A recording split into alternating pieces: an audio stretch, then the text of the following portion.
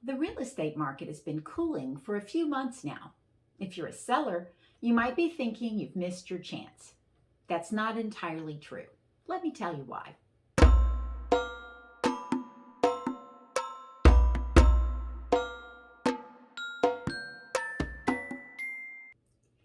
It's been a seller's market for years.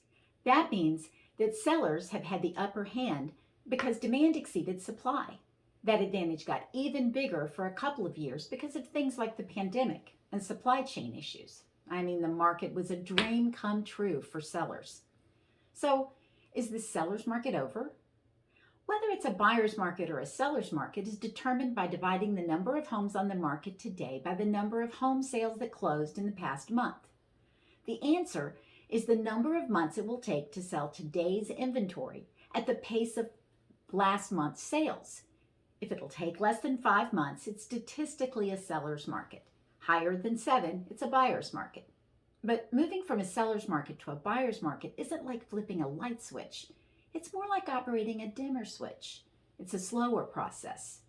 6 months ago, our area had about 1.5 to 2 months inventory. As of today, we're at about 3.2 months. It's been incrementally working its way up for the past few weeks. We still have a long way to go, however, to reach a balance between buyers and sellers, but we are heading in that direction. Does that mean prices are dropping? Is it too late for sellers to make a good profit? And why aren't prices going to drop right away? Well, number one, inventory levels are still low. New listings are coming on the market, but at an even slower pace than before. Interest rates don't just have buyers on edge, they're making sellers nervous too. How do you walk away from a home with a low interest rate mortgage and buy something with a higher one? Number two, while it's true that some buyers have been pushed out of the market because of higher interest rates, demand is still fairly high.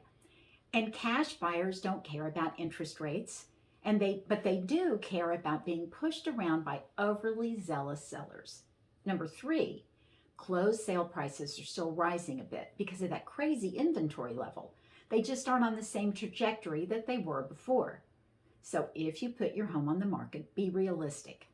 Price it right.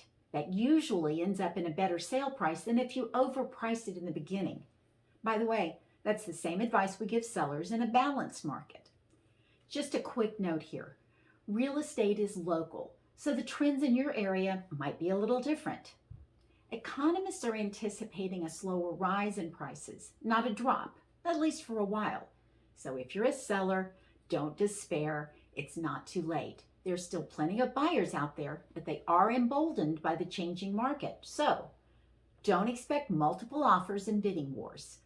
Your house will probably stay on the market longer than it would have previously. And the longer it stays on the market, the more aggressive those offers are going to be. And don't be surprised if someone offers you less than your list price. That's actually the normal way of doing business, especially if your price is a little on the ambitious side.